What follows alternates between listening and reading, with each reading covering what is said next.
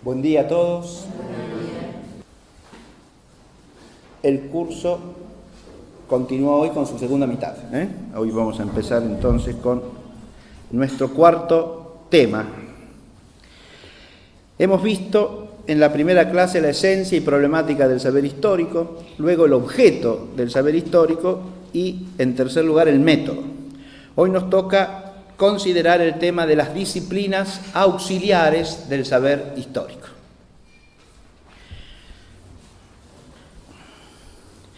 En realidad,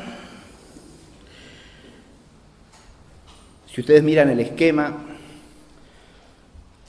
de la clase que hemos repartido, advertirán que hay ya en el esquema implícita una corrección del título. Porque la clase está dividida en tres partes.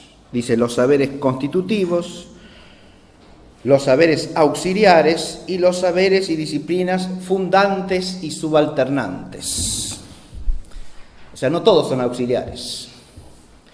El concepto de disciplina auxiliar es un concepto que se puede tomar en dos sentidos primariamente. En un sentido lato se refiere a cualquier disciplina que esté conectada o relacionada con otra y de cuyo conocimiento la otra se sirva. Eso en sentido lato, en sentido amplio. Pero en sentido estricto, una disciplina auxiliar es una disciplina que es instrumental respecto de aquella a la que auxilia, y en cuanto a instrumento le está subordinada. Y ese no puede ser el caso nunca, ni de un saber que sea constitutivo, o sea, que esté en la esencia de la cosa, que no es un mero instrumento, ni de un saber que sea superior, porque el saber superior no es meramente instrumental.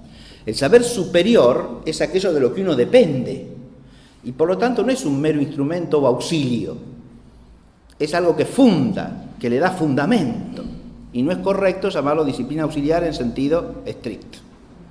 Hecha esta aclaración, empecemos por recordar cuáles son los tipos de saber que constituyen al saber histórico.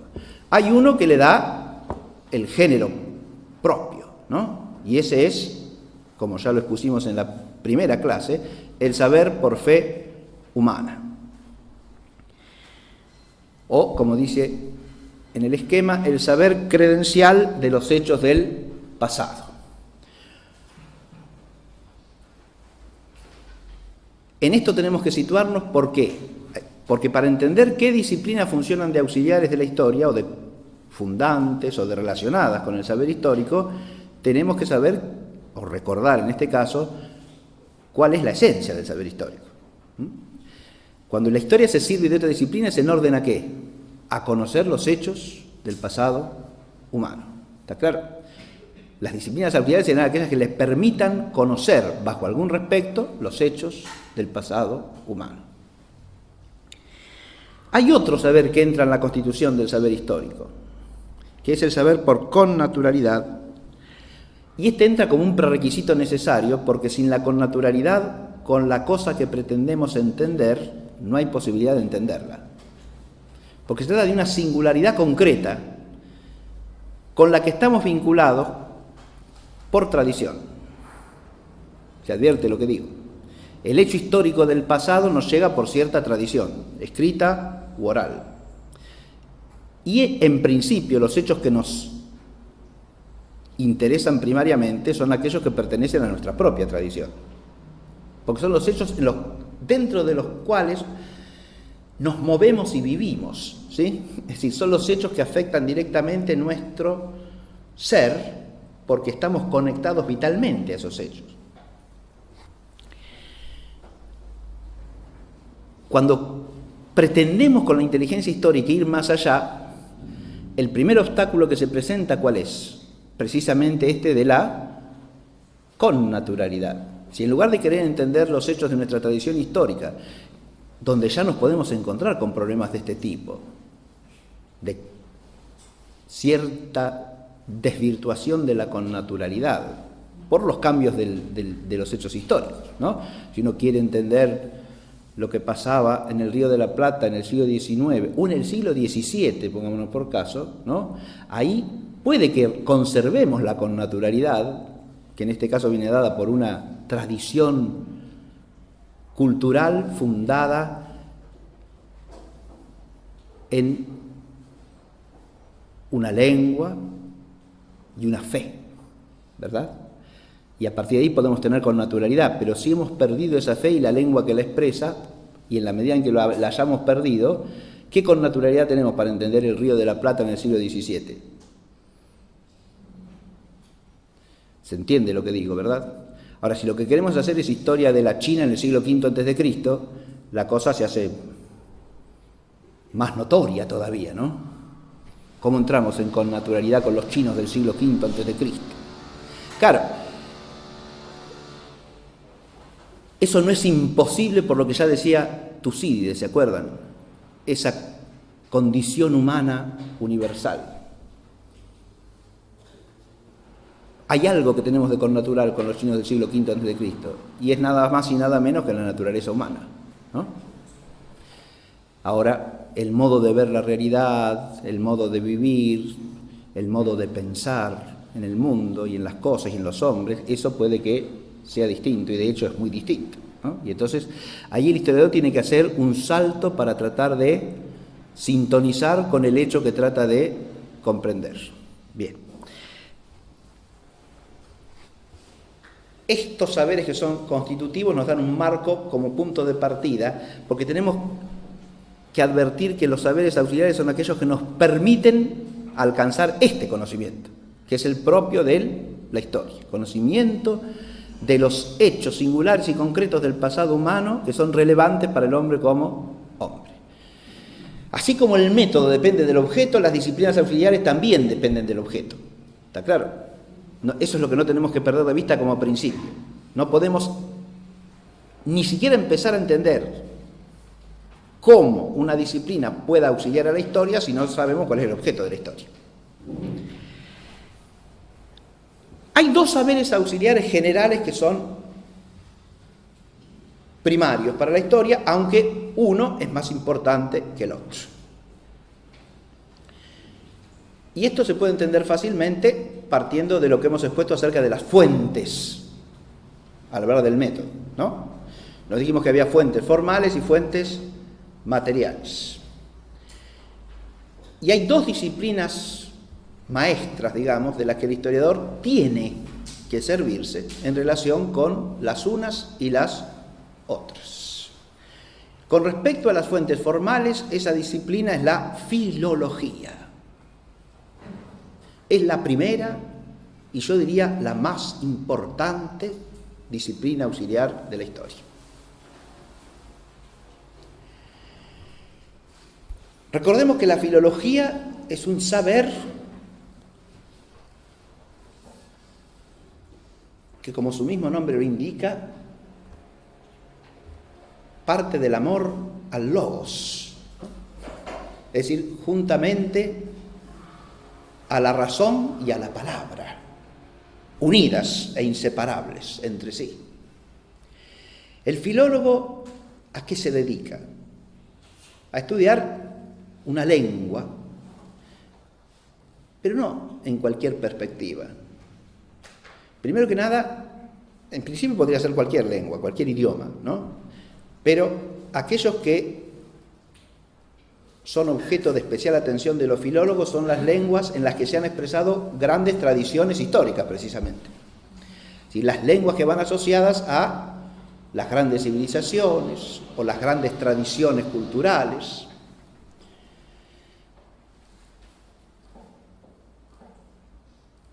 Y el filólogo no las estudia con una finalidad pragmática, es decir, no estudia esas lenguas para poder hablarlas y hacer turismo o negocios con los que las hablan. ¿Está claro? No es eso.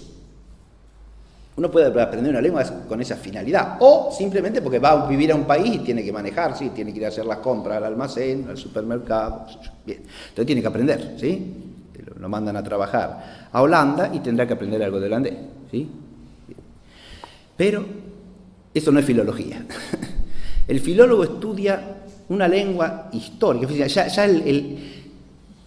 el objeto mismo lo relaciona con la historia. Una lengua en la que se expresa una gran tradición histórica, como puede ser para nosotros, en nuestra propia identidad, las lenguas que se llaman clásicas o las lenguas bíblicas, ¿sí? El griego, el latín, el hebreo, ¿sí?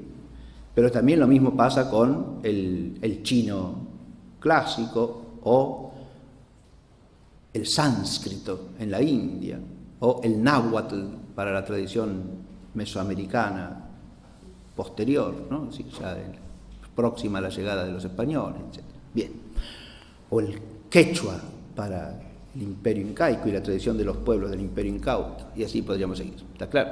Es decir, son lenguas a las que va ligada una tradición histórica importante y lo otro, lo segundo que hay que añadir, una larga y compleja tradición literaria, en la que se expresa, ¿qué cosa?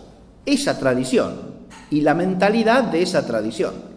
Porque para lo que estudia el filólogo la lengua es para entrar en eso, en el espíritu de la tradición que va asociada a la lengua.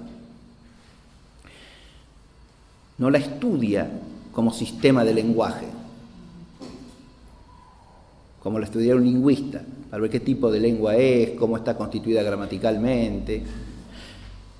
El aspecto gramatical para el filólogo es meramente instrumental, porque lo que le importa es la semántica de la lengua, no su estructura gramatical. O si le importa la estructura gramatical es en la medida que está vinculada a una manera de pensar, a una manera de entender la realidad, ¿no? Es decir, le interesa la semántica de la lengua, le interesa los contenidos significativos de esa lengua. Porque lo que quiere entender es la visión de la realidad que esa lengua contiene.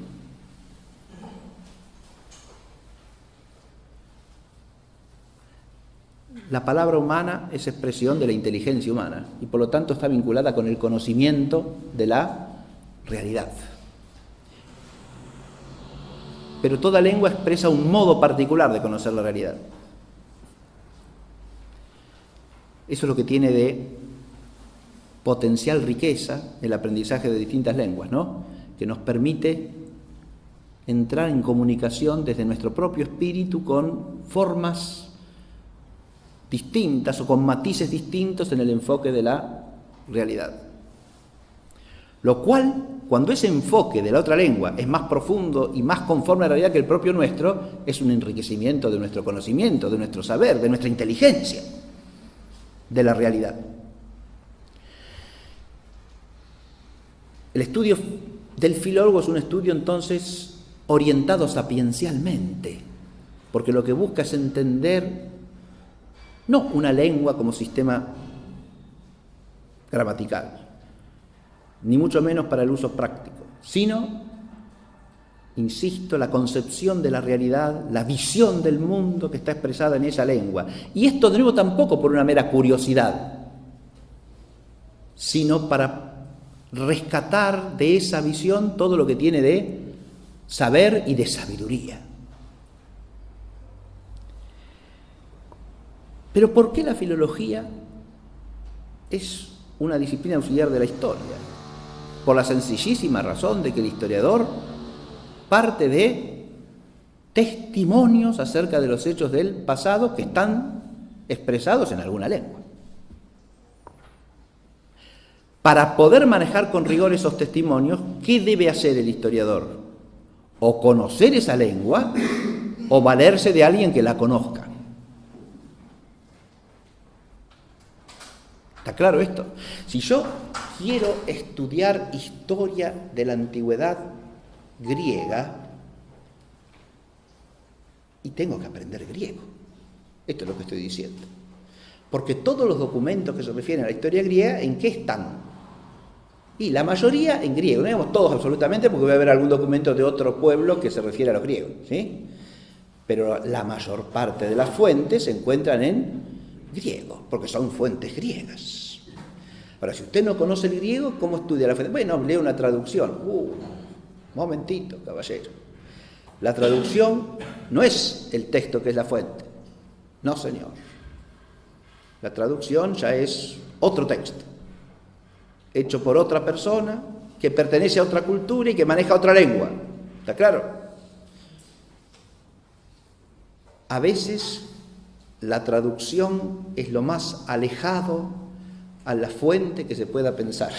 Porque precisamente si el traductor no tiene, cosa que puede pasar, si el traductor no tiene esa afinidad y connaturalidad que da el conocimiento filológico de la lengua, o sea, si no tiene saber filológico, sino meramente lingüístico, y como una especie de diccionario transpone el texto original a otra lengua, ¿no? Puede hacer zafarranchos extraordinarios, con el texto. Usted lee el texto y del original puede quedar poco y nada. ¿Se advierte lo que digo? Eso sin contar con el hecho de que el traductor pueda interesadamente distorsionar el texto, que también puede ser. Recuerdo que hace unos años con el profesor Goupil leímos un texto famoso del filósofo italiano del siglo XV, Juan Pico de la Mirandola, que es el discurso sobre la dignidad del hombre. Y lo vamos leyendo en el texto original latino y en una traducción castellana. Pero la traducción castellana no era una traducción deficiente, era una traducción horrorosa, porque el traductor deliberadamente había tergiversado pasajes enteros del texto, no ya que se había confundido. ¿Está claro lo que digo? Sino que le hacía decir al texto lo que el texto no decía, con una intencionalidad. ¿Por qué digo deliberadamente? Porque la distorsión era siempre en el mismo sentido, con una ideología determinada. ¿Está claro? Entonces usted coteja en la traducción original y se da cuenta que el traductor no está traduciendo, lo está transformando al texto, para que diga lo que él quiere. ¿Sí? Pero sin llegar a eso, la traducción puede estar hecha con mayor o menor deficiencia, casi siempre con cierta deficiencia, ¿no? O sea, en otra casa habían dicho eso de traductore traditore, ¿no? Y bueno, eso es casi inevitable, ¿no?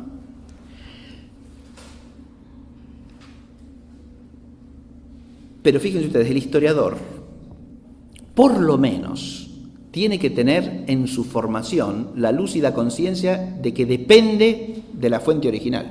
¿Está claro? Alguien que trabaja en historiografía y maneja las traducciones como si fuesen la fuente, carece de todo rigor. ¿Se entiende lo que digo? Ni siquiera sabe lo que hace.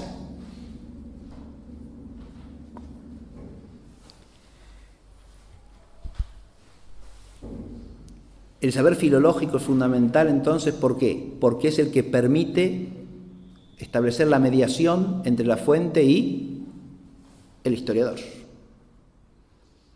El historiador tiene que manejar la fuente, insisto, en su lengua original.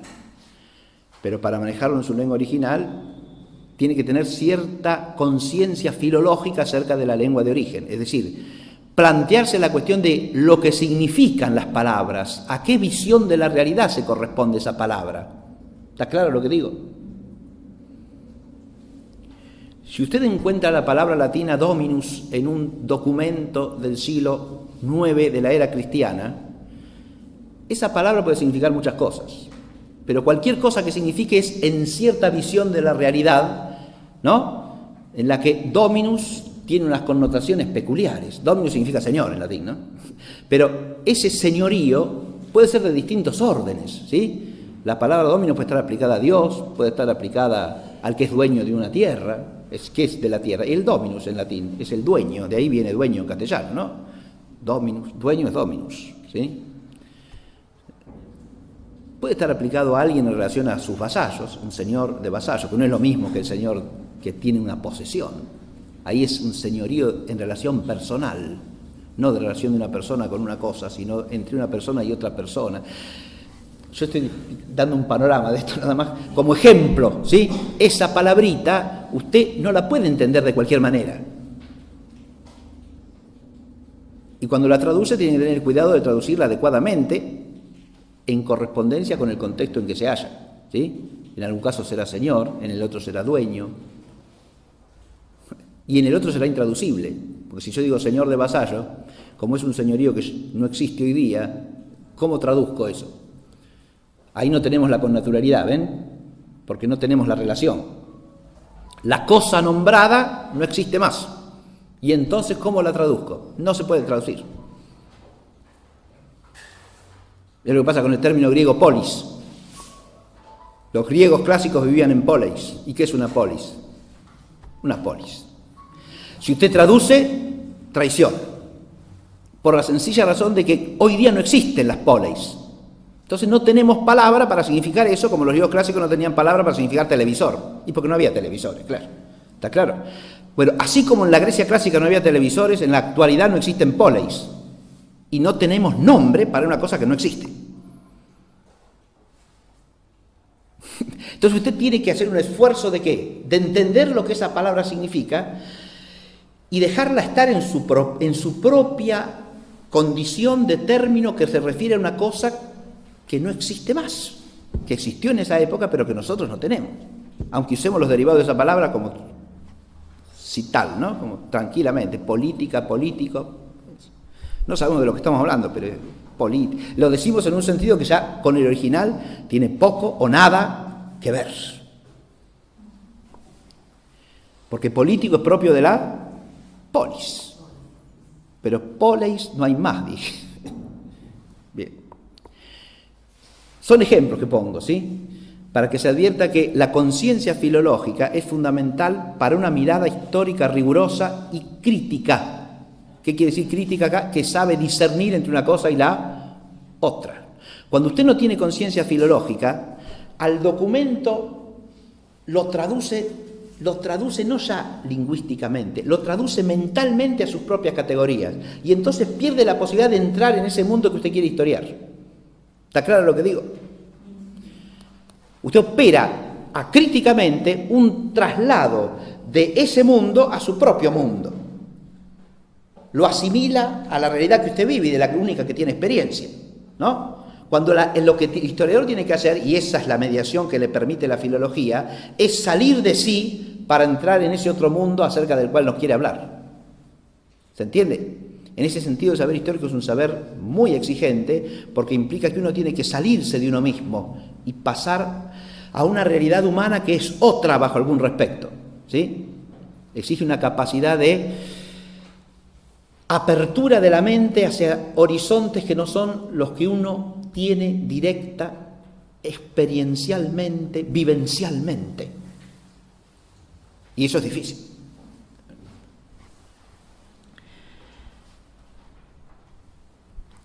La filología es la que media lo que podríamos llamar una connaturalidad participada. Yo no soy un griego del siglo V a.C., pero a través del conocimiento profundo de las fuentes griegas del siglo V a.C. y de la filología griega, puedo adquirir cierta connaturalidad por participación.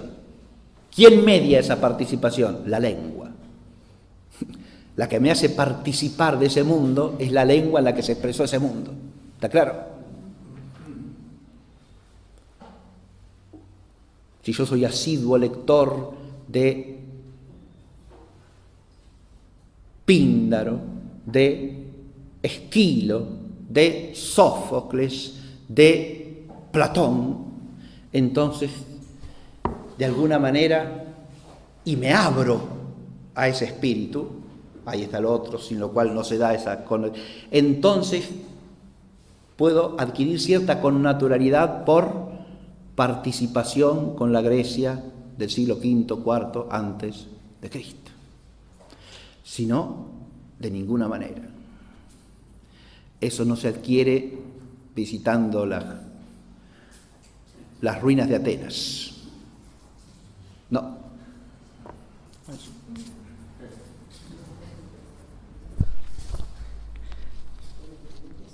Hay disciplinas asociadas a la filología, que son,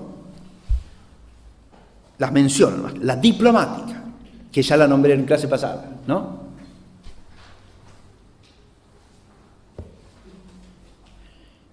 Dora me preguntaba por la etimología al final de la clase, que yo no le supe contestar, pero diploma en griego viene simplemente del término que significa dualidad, dos, y se refiere simplemente a que los pliegos suelen estar doblados, ¿sí? Un diploma es eso, es un pliego doblado por la mitad, ¿no? ¿no? Es simplemente eso, solamente. Como la mayoría de las cartas antiguas tienen esa forma, a eso se refiere lo de diploma, que es un término técnico para referirse a cualquier soporte escriptorio con una inscripción que venga del pasado, ¿no? Eso es un diploma.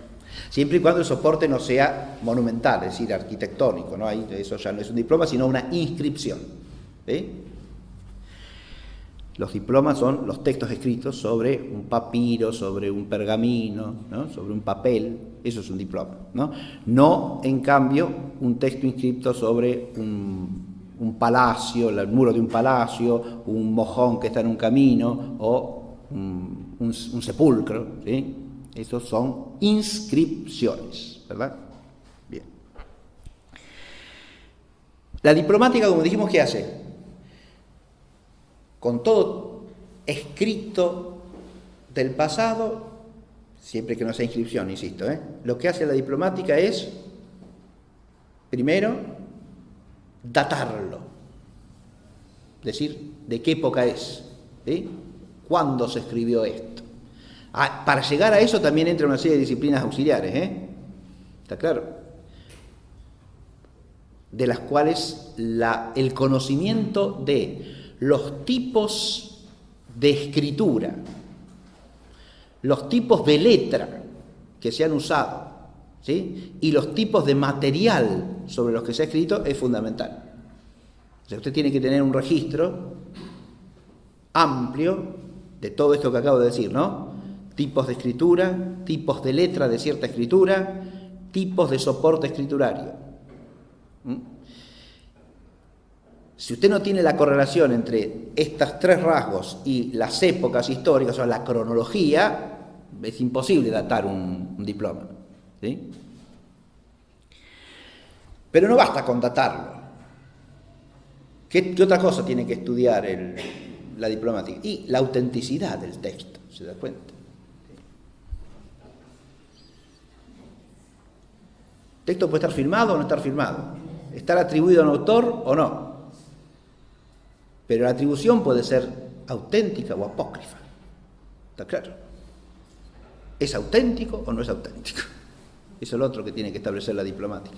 Y ahí de nuevo hay que recurrir a una comparación. Si usted no tiene ningún otro registro de esa persona, ¿cómo sabe si es auténtico o no es auténtico? Bueno, la cronología puede estar asociada, porque si el autor vivió en el siglo V a.C. y el diploma es del siglo X a.C. y no puede haber sido de ese, ¿no? Lógico. No, se escribió 5 siglos antes, mire. Este no vivía todavía, claro. Entonces, no encaja la cronología, ¿se ve? Pero, si es de la época, usted tiene que tener otros parámetros para medir la autenticidad, ¿no? Ahí es donde entra lo que se llama la crítica textual, que ya mencionamos también en la clase pasada, ¿verdad? La crítica textual, que es crítica externa y crítica interna. En esto no me voy a detener ampliamente, pero la crítica textual es una disciplina también compleja, rigurosa, cada una de estas disciplinas tiene sus reglas propias, sus leyes, digamos, sus principios, ¿no? Que como son artes para llegar a una determinación de algo singular y concreto, son principios en general de necesidad moral, no de necesidad metafísica o física. ¿Qué quiero decir con esto? Que no son principios absolutos. Son principios según lo que los hombres solemos hacer, lo que es más probable en el quehacer humano. ¿Se ve lo que digo? Por ejemplo, hay un principio, la crítica textual lo que hace es reunir todas las variantes manuscritas que haya sobre un determinado texto, manuscritas o impresas, después puede ser lo mismo, ¿sí? Después de la imprenta. Todas las variantes manuscritas o impresas que hay de un determinado texto desde que se compuso en adelante, y procurar establecer el texto más fiel al original, que puede existir o no existir. Para los textos más antiguos no existe nunca el original, existen solamente copias y copias de copias. ¿Está claro? De ahí lo que surge es lo que se llama una edición crítica. Hay colecciones que se dedican a editar críticamente fuentes históricas. ¿Está claro? Como la famosa colección se llama Monumenta Germaniae Historica, monumentos históricos de Germania, ¿no? Esa colección que se inauguró en el siglo XIX es una colección monumental, en coincidencia con el título, con montones de volúmenes, pero ¿a qué se dedican los que trabajan en la colección? Generación tras generación, a hacer ediciones críticas de los documentos. O sea, van al texto original si lo hay, que en este caso está muchas veces, ¿sí? Entonces, las capitulares de Carlomagno, ¿está claro? Que son las leyes publicadas durante el reinado de Carlomagno, ¿no? Bueno, se conservan en general en el texto original. Entonces usted tiene que ubicar dónde está y hacer lo que se llama la recensión del manuscrito original. Porque el manuscrito original hay que leerlo, ¿o no? Usted tiene un manuscrito, sí, que es en ese caso como un pergamino con un montón de letritas encima, ¿sí? ¿Y eso qué dice? Hay que leerlo.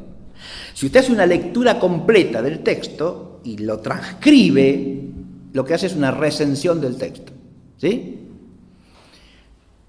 Esa lectura ya puede implicar un trabajo del que la hace. ¿Por qué? Porque puede haber partes del texto que estén confusas.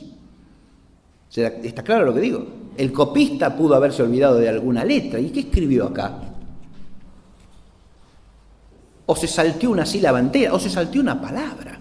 Y la frase no hace sentido completo, y hay que hacer una conjetura. ¿Qué dice esta oración? ¿Está claro lo que digo?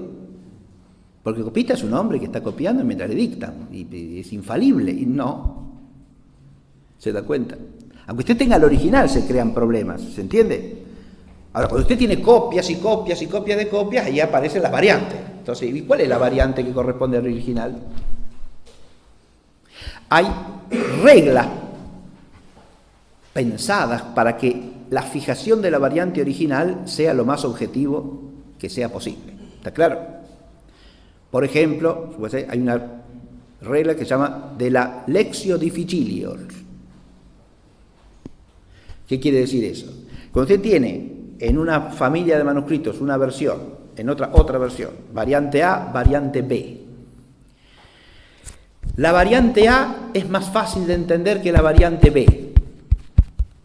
La regla que dice que hay que preferir como original la versión más difícil. ¿Por qué? Porque es más probable que el copista haya facilitado la lectura a que la haya complicado. Y es más probable, claro, sí. El copista, ¿qué trata de hacer? Si se encuentra con algo... Fíjese que el copista no necesariamente entiende del todo lo que está copiando, ¿no? ¿Está claro lo que digo? Entonces, si hay una frase compleja, difícil, ¿no? Ardua para la inteligencia, ¿qué es más fácil? ¿Que el copista la deje tal cual o que espontáneamente, sin quererlo, la simplifique? Esto segundo. Fíjense que pasa incluso en las conversaciones, ¿o no? Uno dice una frase muy compleja, una oración demasiado compleja, y el otro entendió una cosa simplificada de lo que uno dijo. No entendió todo lo que uno dijo. Cierta complejidad de la frase le pasó por alto. ¿Se ve? No voluntariamente, sino espontáneamente. Entonces, pero ¿eso es necesariamente así? Eso es lo que yo les decía hace un rato. Es decir, no son principios de necesidad metafísica o de necesidad física, sino de necesidad moral a lo sumo, porque es lo más probable eso, ¿no? No es seguro que haya pasado eso. Pero si uno tiene que atenerse al modo habitual de hacer los hombres las cosas, lo más fácil es que el copista haya facilitado, no que haya puesto una frase que es más difícil de entender.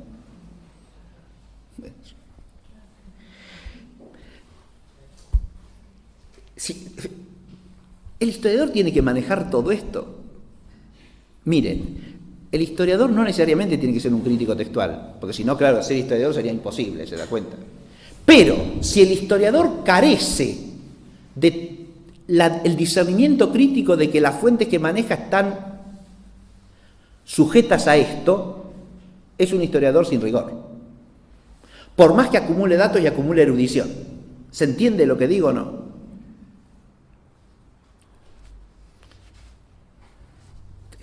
Les pongo un ejemplo sencillo, ¿no? Nosotros estamos preparando ahora para el próximo curso, es un curso sobre Leonardo da Vinci, ¿sí? Bien.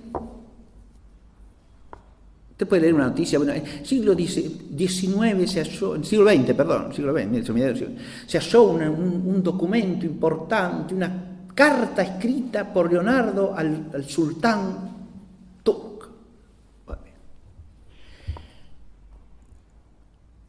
Esa carta es una carta escrita por Leonardo da Vinci.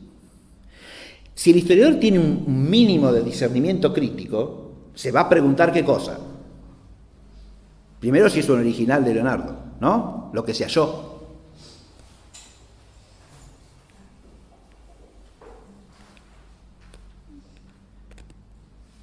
Si hay alguna otra documentación que diga que pudo haber escrito eso.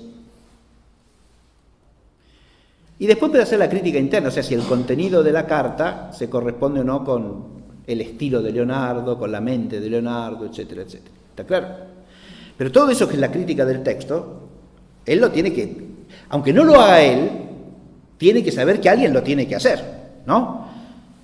Que no es que porque se encuentra por ahí algo que dice que es de alguien dice que es de Leonardo o el que lo copió, que esto es una copia incluso en caligrafía turca, así que no, obviamente no es el original de Leonardo, ¿está claro? Y no tiene original esa carta. Entonces, ¿queda la duda o no? Y en principio, ¿es o no es? O esto lo inventó alguien y se lo atribuye a Leonardo da Vinci, ¿está claro? Cuando usted no tiene en su formación incorporado el hábito de la crítica textual, de la diplomática, etcétera, cualquier hallazgo documental le da lo mismo, ¿no? Y encima parece que se reviste de erudición porque cita fulanito halló en tal época tal documento y entonces aparece este dato. Bien, pero ¿es un dato fehaciente o no? ¿Fehaciente qué quiere decir? Que hace fe, que es digno de fe. ¿Es un dato fehaciente o no?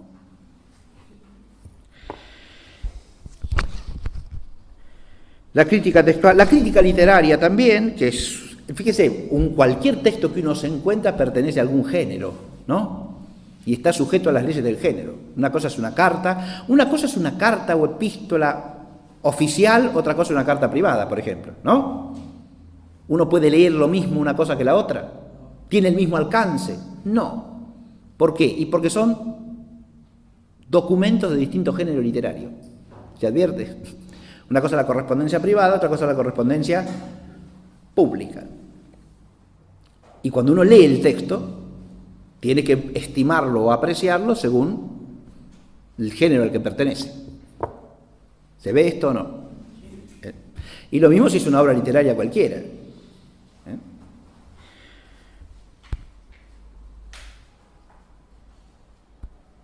En el estudio de la... Fíjate, todas estas cosas son cosas con las que está familiarizado cualquiera que estudie con rigor la Sagrada Escritura, ¿no? En los estudios bíblicos aparece todo esto.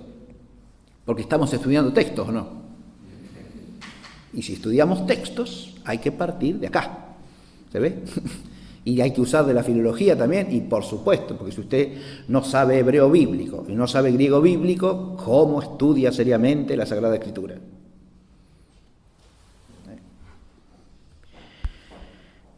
Bien. Y después está el arte exegética, que es lo más difícil de todo. Porque teniendo en cuenta toda la crítica, usted después ¿qué tiene que hacer? Entender el documento. Y entenderlo objetivamente. ¿Qué dice esto? ¿Qué es lo que dice? Y ahí es donde tiene que ejercer eso que se llama exégesis. La búsqueda del sentido propio y objetivo del texto. No lo que yo le quiero hacer decir, lo que dice. ¿Se ve? Bueno, y la exégesis es un arte dificilísimo. Digo, es un arte expresamente, ¿sí? No hay ciencia exegética. La ciencia es un arte porque su objeto es llegar a ¿qué? A producir cierta cosa. Claro, es un arte intelectual, ¿eh? ¿Qué es lo que procura como fruto? La captación del sentido original, objetivo del texto. ¿Está claro? Eso es lo que tiene que encontrar el exégeta. Y el historiador que maneja un documento, tal cual. ¿Se ve? Acá dice esto.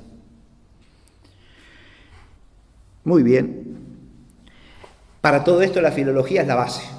Pero hay otro saber fundamental, dije, que tiene que ver no ya con las fuentes formales, sino con las fuentes materiales. Y ese es la arqueología. ¿Está claro?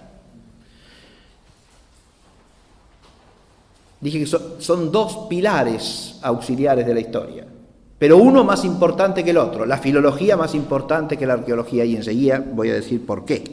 ¿no? Porque la lectura de las fuentes es lo primero para el saber histórico.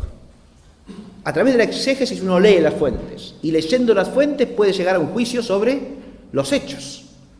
La única manera, ¿está claro? Pasó esto, no pasó esto otro, esto fue así, esto fue así. ¿Cómo puedo llegar a eso? A través de la lectura de las fuentes. Las fuentes formales. Las fuentes materiales, ¿de qué decir? Las fuentes materiales me prestan indicios. Indicios. Y por eso son materiales como fuentes. ¿Qué es un indicio? Un indicador de. ¿Está claro? Una marca. Porque las fuentes materiales son restos materiales de la realidad histórica. ¿Está claro? Restos materiales de todo tipo. Naturales. ¿Está claro? Como pueden ser las huellas que deja cualquier fenómeno de la naturaleza, ¿no? Terremoto, o no sé, la erupción del Vesubio en Pompeya, ¿no? O los mismos restos humanos, ¿está claro? O restos artificiales, es decir, cosas hechas por el hombre. Desde los utensilios que encontramos en los sepulcros prehistóricos, por ejemplo, ¿no? Hasta las pirámides de Egipto. ¿Se ve? Y tenemos restos materiales ahí de la actividad humana, ¿verdad? ¿Indican algo? Y por supuesto, sí. Cuando ustedes encuentran un resto de la actividad humana, es que por lo menos por ahí ha pasado el hombre, ¿no? Si usted encuentra las pinturas de la cueva de Altamira, y eso algo significa, ¿no? Es indicio de algo. Es indicio de que ahí hubo seres humanos, ¿no? Porque eso es obra humana.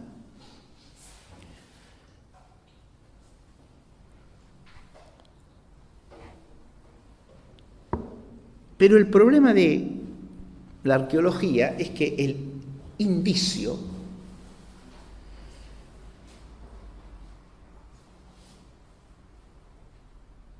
respecto del saber histórico es puramente material. ¿Qué quiero decir con esto? Le falta la forma para llegar a un juicio histórico. Porque usted por el solo hallazgo material ni siquiera sabe qué es eso. ¿Está claro lo que digo? O lo sabe por saber vulgar, como por ejemplo si usted encuentra restos humanos y reconoce que son humanos, ¿no? Aunque en algún caso podrá ser que no se pueda reconocer a simple vista y entonces requerirá un análisis más riguroso, ¿verdad? Y hay que recurrir a una disciplina auxiliar que permita hacer la identificación del hallazgo. ¿Se entiende?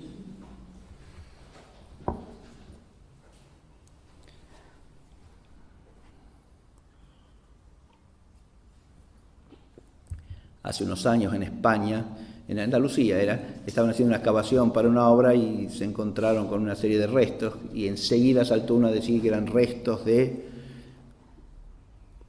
fosas donde habían sepultado a republicanos fusilados después de la Guerra Civil, ¿sí? Y cuando los forenses hicieron el examen eran restos animales.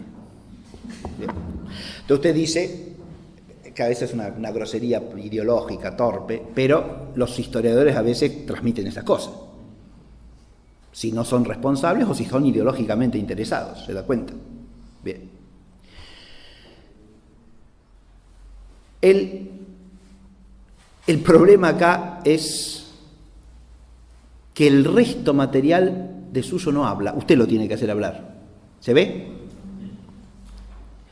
Y que sea ya es cuestión de lectura, hay que leer ¿qué es esto? Eso es un cuchillo, ¿y qué es un cuchillo? Eso es una punta de flecha, perfecto. Eso es una pirámide, como decíamos el otro día, ¿no? ¿Y qué es una pirámide? Allá cuando la cosa es más compleja, ya usted se da cuenta que el resto material no habla por sí solo, ¿no? Claro. Una pirámide. Bueno, pero examinamos la pirámide y adentro está el sepulcro del faraón. Entonces es una sepultura.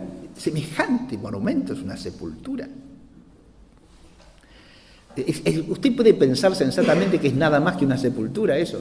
Porque Que esté aquí dentro contenido el sepulcro de Faraón es una cosa, decir que eso es simplemente una sepultura. Si yo quiero entender qué es eso, dependo de qué. Y de las fuentes formales. Porque si los antiguos egipcios no me explican qué es eso, ¿de dónde voy a sacar yo qué es eso? De nuevo está el problema de la connaturalidad. ¿Tenemos una cosa parecida nosotros?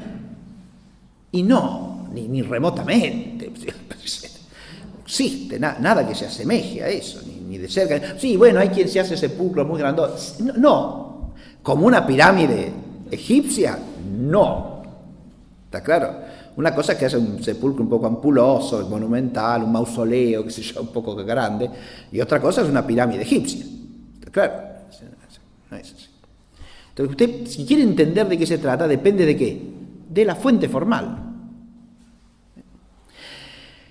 Pero hay otro peligro de la arqueología que hay que despejar de entrada, y es que la arqueología me proporciona un indicio. Pero no hay que caer en lo que podríamos llamar el materialismo arqueologista, que consiste en sostener que si no encuentro el indicio material, eso no pasó o no existió. ¿Está claro?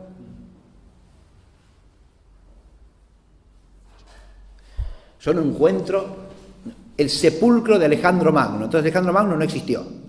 Insensatez eso, ¿se da cuenta?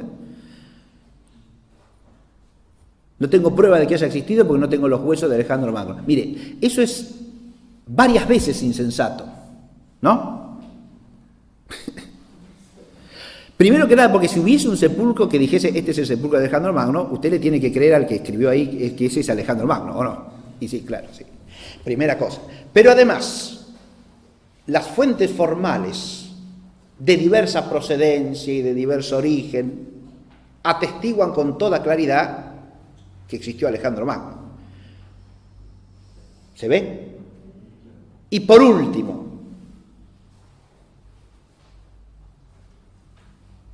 según el saber de sentido común, ¿puede no tenerse noticia de dónde está sepultada una persona o no? Tranquilamente. ¿Sí? ¿Se puede haber perdido la memoria histórica de dónde se lo sepultó? Tranquilamente. O se lo puede haber trasladado de un lugar a otro secretamente para esconder los restos. También puede ser. ¿Y eso significa que no existió? No. Bien. Pero el materialismo puede llegar al extremo de lo que podríamos llamar un fetichismo arqueologista, ¿no? O tengo la prueba material o la cosa no pasó. ¿Se advierte lo que digo? Bueno, en ese tipo de insensateces incurrió el positivismo historicista o historiográfico a lo largo del siglo XVIII, XIX en gran escala, y en particular ensañándose con los temas bíblicos, ¿no? ¿Está claro? De esto que cuenta la Biblia no hay ningún resto material, entonces no pasó, es todo un invento, es todo una macana. ¿Se da cuenta? Hay un trabajo muy bueno, un librito, pero es un librazo por su contenido, de un arqueólogo norteamericano llamado Pritchard, que se llama La Arqueología y Antiguo Testamento, ¿sí? Y Pritchard muestra ahí cómo los descubrimientos arqueología y Pritchard, P-R-I-T-C-H-A-R-D, Pritchard desarrolla ahí la temática de cómo los hallazgos arqueológicos, a medida que van progresando, van mostrando una plena convergencia con los datos bíblicos. De manera que cosas que se había dicho, esto no pasó, y mire, ahora tengo la prueba material de que lo que dice la Biblia sí pasó. ¿Está claro? ¿Pero pasó porque tengo la prueba material? No. ¿Se entiende? Se puede abusar de eso también, ¿eh? Ojo. Porque no es que pasó porque yo tengo el hallazgo material. El hallazgo material después de la negación materialista muestra la insensatez de la negación materialista, nada más. ¿Está claro? Que sigue siendo insensata aunque no esté el hallazgo material.